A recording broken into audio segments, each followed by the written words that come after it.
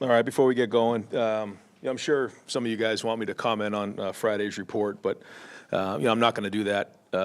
My responsibilities to the Buckeyes, my responsibilities to this team, and making sure that we're ready to play in 12 days, and that's where we're going to keep the focus. That being said, Julian Sayin will be the starting quarterback against Texas. It was a close competition. I think both guys, we all feel confident, can win a game for us. I think Julian separated himself really over the last week with his consistent play. I feel like our guys are confident again with both quarterbacks. I think we'll need both quarterbacks. Lincoln did a lot of great things, but we're going to name Julian the starter here, give him the majority of the reps with the ones, and go prepare to beat Texas. Yeah, just following up on that, just what was it about Julian over the last couple of weeks that made the difference, ultimately allowed him to win the job? Well, I think you're always looking for consistency and taking care of the football. And when you start with practice one in the spring and then kind of do, study on the entire, growth over 6 months, you see that there was a lot of growth made. And you look at the numbers and the production, we felt like, he was, in a situation where he was ready to go play in this game. We also feel like Lincoln's ready to play. But, overall, Julian was more consistent. Pat Murphy, 24/7 Sports. You mentioned Lincoln and still needing him. We've talked about this in the past when you've named starters, but how important it is for him to handle this the right way. Obviously, he's been a backup before, but not maybe the primary backup. So what is his role now? Yeah, he was great in the meeting that we talked about. He's he knows in his heart he's going to play this year. And so he's going to prepare to play in the first game, and we know it's a long season. So, I'm sure he's a competitor. I'm sure he wants to play in the first game, but I wouldn't say he's discouraged. I thought he had a good practice out here today. He had good energy. The team knows that we're going to need him. So, and he knows. Again, I thought that was excellent leadership on his end, and it's a long season. Over here to the right, Adam King, WBNS. How did Julian take the news, and how did you kind of talk about it with both those guys? Yeah, met with them quickly this morning and shared with them, the decision. I'll leave most of the conversation between us, but as you can imagine, talked about winning this first game, being the best quarterback room in the country, taking care of the ball, making routine plays routinely. What comes with that. And we got to prepare like heck over the next 12 days to go, win a monster game early on. So that's it. And one thing's for sure is we work them hard in practice, and it's our job to make sure that they feel like when they're out there on the practice field, it's as game-like as possible, knowing that that's completely unrealistic in terms of the fans and the crowd, but in terms of the intensity of the practices, what we put on them, the expectations. And there's a reason for that, so that they can go perform in a situation like this. And, I shared with them, when they get in the game, let it rip. Go get it, man. Play with confidence, because that's what all the preparation rewards you with, is the ability to play with confidence. Over here to the right, Andrew Gillis, Cleveland.com. Ryan, with Julian, what did you learn about him in this process? Obviously, I'm sure you got an idea coming in, but what did you learn about him as a quarterback and as a leader? Smart, poise, has good composure, can see it, has good timing. And has really built command and confidence as time has gone on, and so has you see the traits, you see the accuracy, you see the ball getting out of his hand quickly, but the ability to run the offense, get us into the right play, make good decisions, throw it away when we need to, and ultimately take care of the football. But he can fit the ball into tight spaces when he needs to. He's got a good feel for the pocket, and so all of those things were areas that we recognized that he's taken steps forward here during the preseason. Far left, Jared Smalley, WCMH. Hi, Ryan. Over the weekend, naming the Block O with a young man who has changed positions here, who has developed here. His relationship with Coach Mick is unique in that development. Can you explain a little bit about why he was a good choice for that role, and then his relationship with Coach Mick and how they have worked together to create this career that he's building on? Yeah, when we decide to award a player with the Block O, it's Coach Mick and the strength staff and myself who vote on it. And this year it was unanimous. And that speaks to Sonny and the work that he's put in the summer, the off season, the leadership that he's shown, the ability to stand in front of his teammates and say hard things. You know, part of being a leader is, you know, being comfortable with conflict. And I've seen him grow in that area. He came in really as a senior in high school, his freshman year. And, you know, he forewent his senior year to come here early, grew, and just got, you know, more and more indoctrinated in the program. And certainly this program runs deep into his family, and it means a lot to him. And so, you know, this is somebody that cares a lot about his teammates, loves Ohio State, loves the Buckeyes, but has become a tremendous leader and obviously an excellent player. And so all of those things wrapped into one show you why he deserves that award. Just to follow up on that.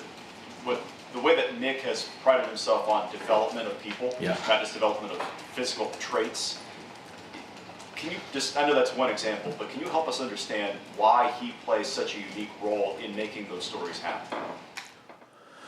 Yeah, so, you know, our entire program starts, you know, it's our foundation with the weight room and what Mick does in there. The discipline, the leadership, the accountability, the discipline, all of those things. And, you know, Mick's been doing it a long time, and he knows that it's very difficult to replicate what happens during a season and what happens during a game in those moments where things get really, really hard and you have to respond. And so he tries to create that as many times as he can and then teach them the lessons along the way because he knows what it looks like. You know, he's seen it, has tremendous wisdom. And he's just, you know, he's unrelenting. He comes every single day with the same amount of energy. And, you know, if you call him at, you know, 8:30, he's already sleeping because he's going to be up at 4 o'clock. I mean, that's just the way he is. He cares about his players. He cares about his staff. And, you know, he's going to constantly push guys. And the other part of it is, you know, he's a truth teller. You know, we all need truth tellers in our life. And that weight room doesn't lie. The weights don't lie. And so that's why I think, you know, so many guys grow because they get the truth from him. And although they may not always like it, that's how you grow. Yep. Austin Ward. Do you think there are any jobs that haven't been settled for next week yet? Well, I think there are positions where, you know, we've sort of drawn a line where, okay, you know, these guys are going to head to the scout team and have a ways to go to get on the field. And then there's certain positions where we feel like we feel comfortable putting, you know, these players into the game. So, you know, for instance, I think right now we would say that we're probably, you know, 6 or 7 guys that we feel comfortable putting in a game on the offensive line.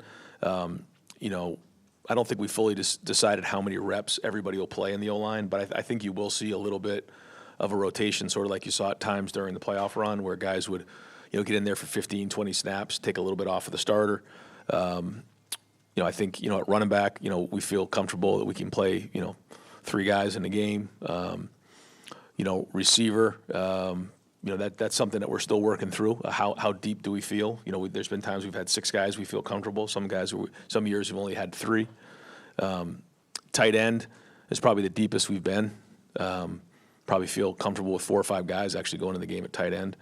On defense, you know, I think we feel comfortable with, you know, 3 safeties, you know, a couple nickels, 4 corners.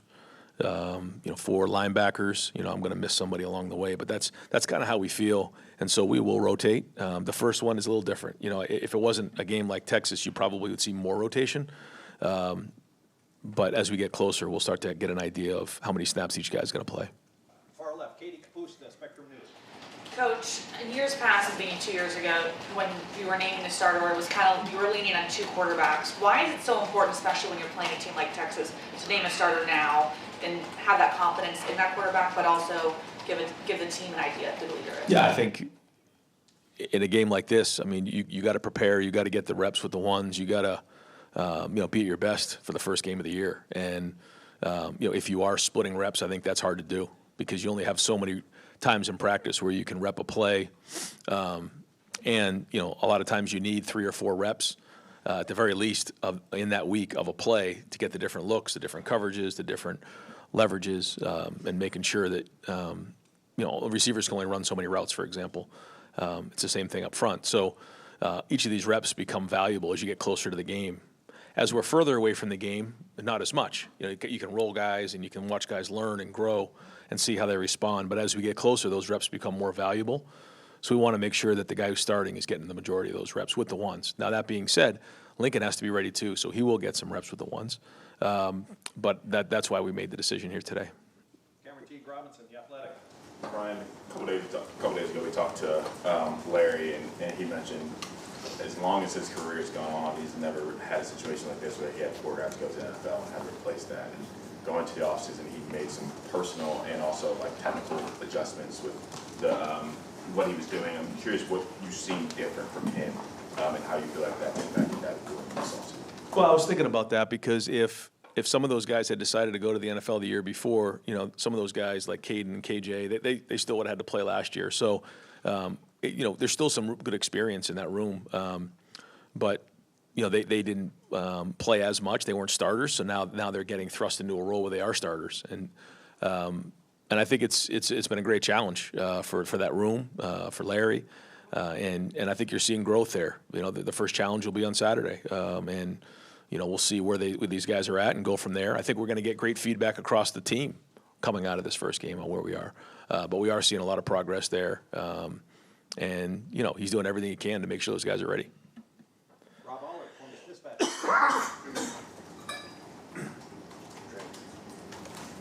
Yeah, Will Howard was a transfer. Julian's a transfer. Do you guys have discussions? Does that enter into the equation at all in terms of who you're going to start, the message that might be sent, versus a guy you recruited straight out of high school? Or is that just football today? Well, yeah, it's football today. It is, yeah. But in a perfect world, we would love to recruit high school players, develop them in the program for a few years, and then watch them grow and build. But there's no time to play any games or mess around. I mean, you got to win now, and so the best players play, and that's the way we look at it. But as you know, we want to make sure we're recruiting the best players in the country and then developing them and retaining them, because that's how you keep a culture in place. But you win games right now by playing the best players. So that's the balance that we need to find. Dylan Davis, Delaware Gazette. I asked you coming out of the spring about Tavy and just where his standing was in the quarterback room, and we talked about the experience and how you can simulate that, or can't simulate that for that matter. Now that you've seen him in some game-like reps, scrimmages, and things like that, what kind of progress has he made, and is he even in the conversation for potentially playing in that QB2 role? Could he get to that point this season? He's not there right now, but he has made progress. I think he knows where his deficiencies are right now, and he's been told those. And I think that's really what this weekend was after the scrimmage. Was people were able to get feedback, figure out what the things they've done well are, but the things they need to work on. He knows what he needs to work on. He has all the traits.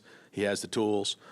We think he can absolutely be the quarterback of our future, but he's got a gap here that he's got to cover, and he's working at it hard. And it's Billy's job and my job and Hart's job to make sure that we're giving him everything he needs to grow. But he has the tools. But right now he's the clear third. Jeremy Birmingham. All right, if you go back to January and think about this quarterback competition that was ahead, has it been harder than you initially thought it would be to get to this point with Julian, and why?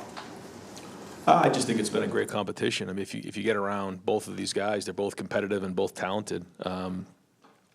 Lincoln really has done some great things. I mean, as you guys know, he's a tremendous athlete, and I just think he's only still scratching the surface on what he can be, and so he's got to continue to grow. And I think he knows that. I think when you get around him, you'll feel that. Where if it was a quarterback that had been around football his entire life and he was kind of tapped out and hit his ceiling, he'd be more frustrated. I think he knows he's still got a lot of runway here for his career. And so, he's growing and getting better every day. You can see it. Julian has gotten stronger and bigger, which is obviously something he needed to do, when he got here. And he's learned the offense and he's playing faster. So, again, the good news is we feel good with both of them in the game. And it was good to see them compete. And I think we're going to need both of them. But When it comes to understanding transfer quarterbacks, guys that you recruited Julian, but not all that aggressively because he was committed to Alabama for a year. So is it harder to understand someone's personality and how they're going to fit maybe than it used to be when someone you'd recruited for years? Yeah, I think it takes a little longer to get to know them when you've recruited, especially quarterbacks is so starts so early these days that you kind of know them for a few years before they get here. We didn't have that luxury with Julian, but he's been here for over a year, so we've got a great handle on him, and he's an easy guy to read, and the same thing with Will. We didn't know him very long, but we got it figured out pretty quick. Again, that's kind of the way of college football nowadays. Spencer Holbrook.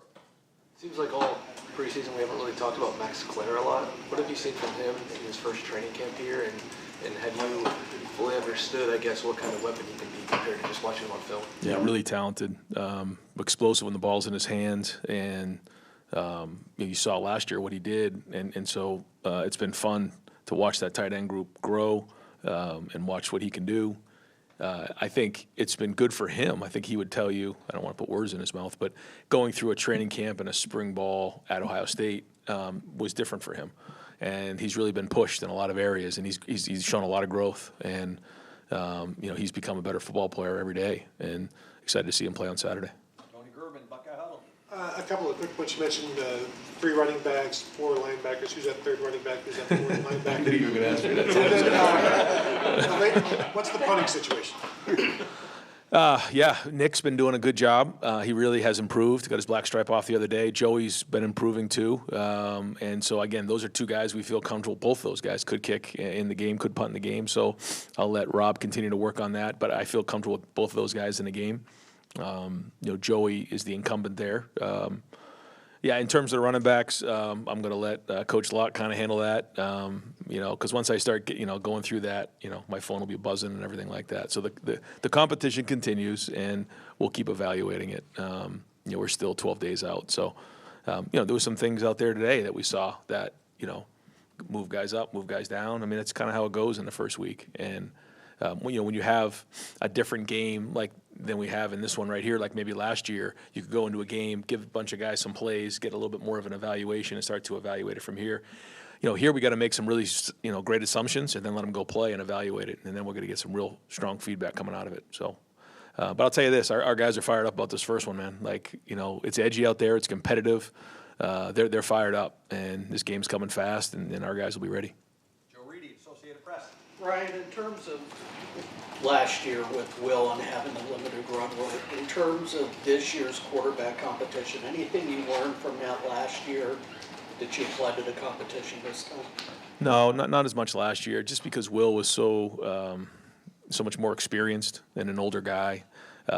These guys are younger, so I put them more into the guys that we had who were into year 2 or really their first year starting. And then, how that's going to go, because once they get on the field, it's not a finished product.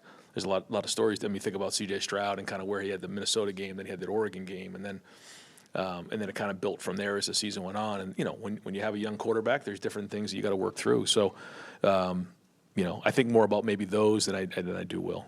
And just as a follow-up, how much of this week is still owning stuff for preseason before you get into kind of full-on Texas prep?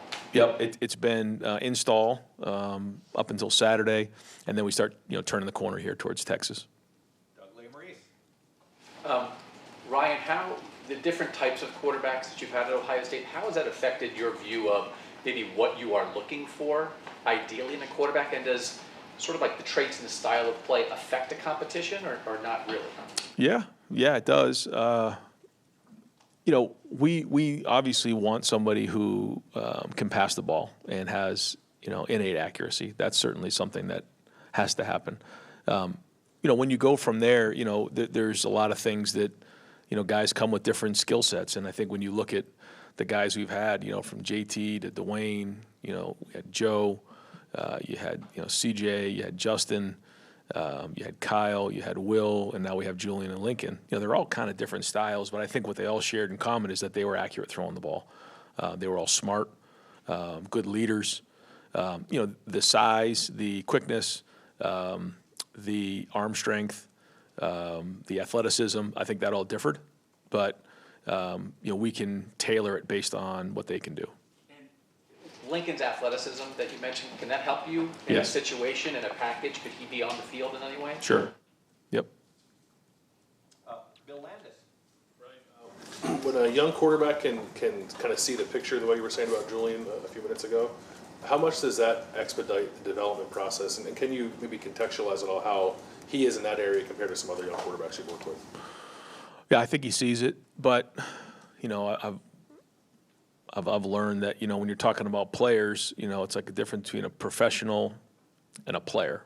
A professional is remembering things.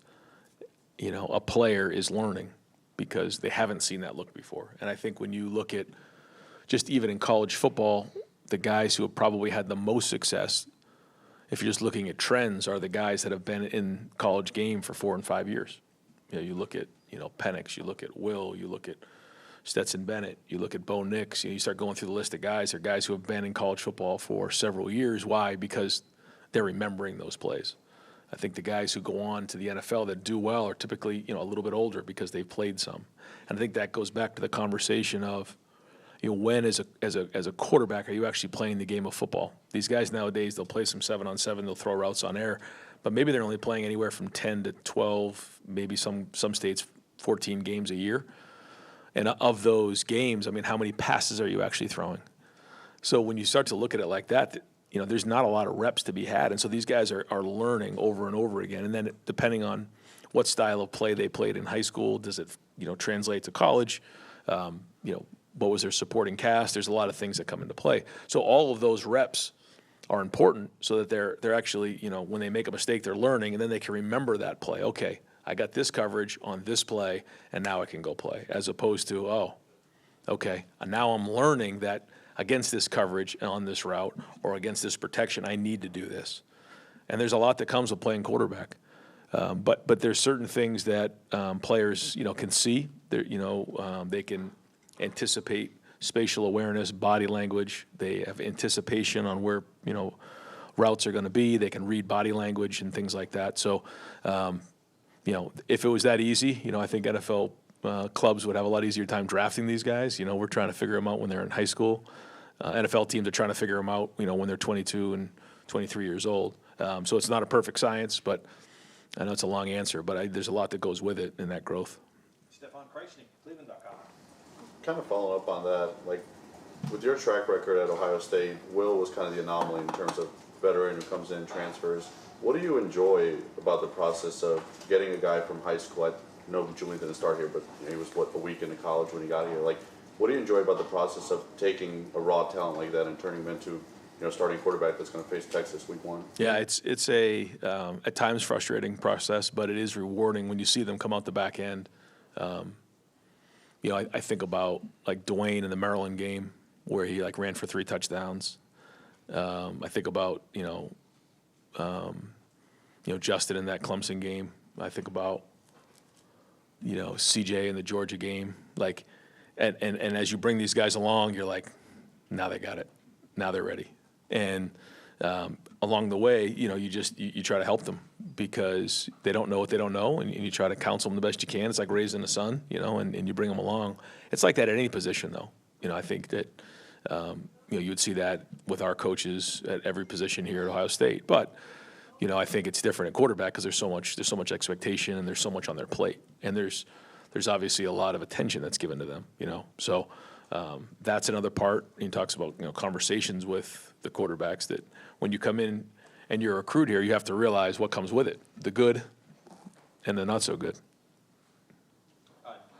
Andy Anders, 11 Warriors. Yeah, just following up on the offensive line, you said 6 or 7 guys. Is there a defined starting 5? Who are those 6 or 7? What's the situation? We feel like there's 5 that we're going to go with here, and then I feel like there's 2 or 3 other guys that we can put in and rotate. I won't get into that right now. As we get closer, we'll see. But those guys are grinding, man. They're working. I think all 3 O-line coaches are doing a great job. I think there's good leadership there, but they need to play well in this first game to take some pressure off of the quarterback. Joe Nugent, WCMH. No doubt Brandon Innes has made a lot of big plays for this team, but what does it say about him to become a captain without officially starting a game to this point? Well, it just has a strong personality. I like the way that he encourages his teammates. I mean, if you watch him last year, when I have pictures in my head of when Carnell Tate caught that double move against Northwestern and Wrigley. I remember watching him run down the field on the 3rd and Jeremiah. I mean, he's the first guy chasing down a play because he's just a great teammate. He encourages his teammates. Well, his work ethic now has, like, now he's into, year 3 here, and his body of work is starting to speak for itself. So he's not only a great teammate, but now he's become an excellent player. And when things got a little dicey in camp, he was the guy that spoke up. He was the guy that challenged everybody.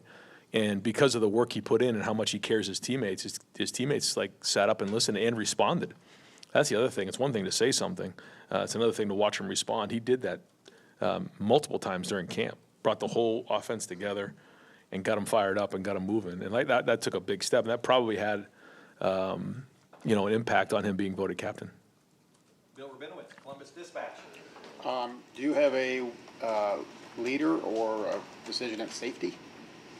A leader at safety? I'd say the leader is Caleb Downs. That I know, between. Next question. Yeah, Jalen and Malik. I think they're both ready to play. I think they're both doing well.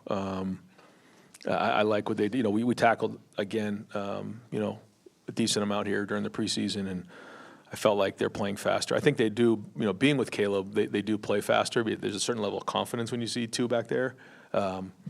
I think that's good. I also, Leroy has stepped up. Fahim has stepped up. So those guys are going to have to give us snaps as well. You had said last week or whenever it was, and it seems like it's been confirmed. Is Austin Cyril definitely going to be the left tackle, or is still sorting that out? Yeah. You guys keep asking these questions. Yeah. All right.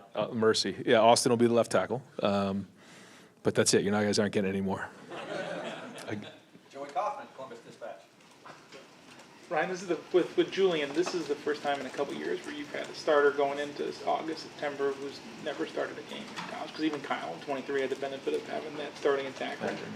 What is reasonable for people and expectations? Just because even CJ in 21, was unforgiving. Time for him to get into the. So just what is expectations properly and sure the chance to grow? Just win, baby. That's it, man. Just win. Find a way to win. One more point than them. If it's, 14-13 or 65-64, we got to find a way to win. That's it. That's all that matters. And, we're not going to worry about, the what ifs and all that other stuff. We're going to let it fly. And I said that to him today. And I said the same thing to Lincoln. We're going to let this thing go when we're in the game. And that's it. And we're not going to worry about all the other stuff because we know that the expectation is. The expectation is to win every game. But in this game, find a way to go 1-0 on Saturday night. That's it. And we'll go from there. Got time for just a few more. Tim May. You've done this a million times, Ryan. I'm gonna go through it again.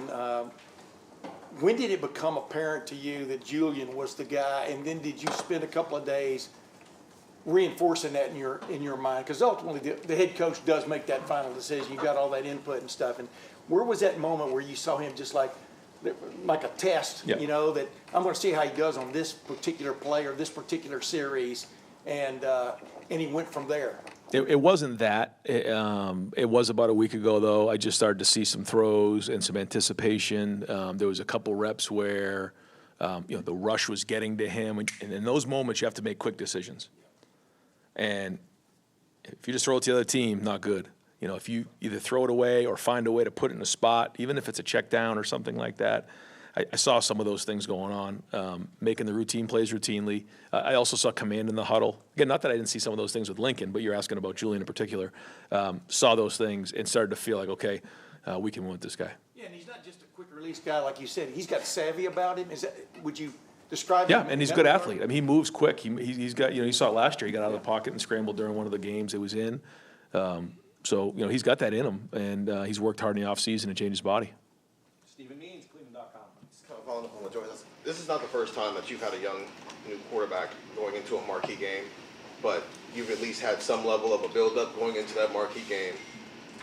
How does that work your nerves? How is it maybe, as you guys are putting together an offensive game plan, how much you want to put on his plate versus maybe allow the weapons to work for him? How much, what's the thought process going into your head when you don't necessarily have games to get to know him in a game before he gets thrown into this? That's why we practice so hard, is to get an idea of that, and then we're going to work through those things. But like I said before, the offensive line's got to help them. They got to protect well in this game. They got to block well.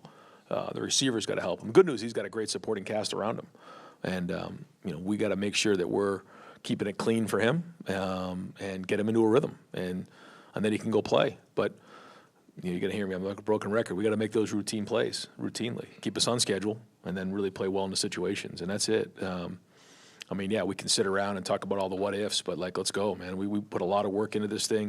You think about all the different practices we've had, like time to go put it on the field and let it rip. And you got to trust your training when you're out there. Like that's the reward for all the preparation and training is that you can go play with confidence. You know, it's like when you walk into a test, you know, if you haven't put the preparation in, you're nervous. If you know what's going on, then you walk right into that test and go. And so that's what we're going to do. And that's what he needs to do. And all he needs to do is just do what he's been doing. You know, we've talked a lot about, you know, that whole, you know, Roy Hobbs myth, and like you just need to be you. You know, you're going to sink to the level of your training. And so, you know, I think that he knows that the team has confidence, the coaches have confidence in him. So go let it rip. And, you know, I think, you know, I shared with him, you know, when I was, you know, in that situation where I was competing for a starting job, and then, you know, I won the job. I was like, okay, I was able to kind of put it into the next gear now because the coaches, the team believe that I could go win that game. And, you know, we're counting on that to give him a little juice here going into this first one. Just to use CJ maybe as an example, that didn't necessarily always look good the first couple of weeks.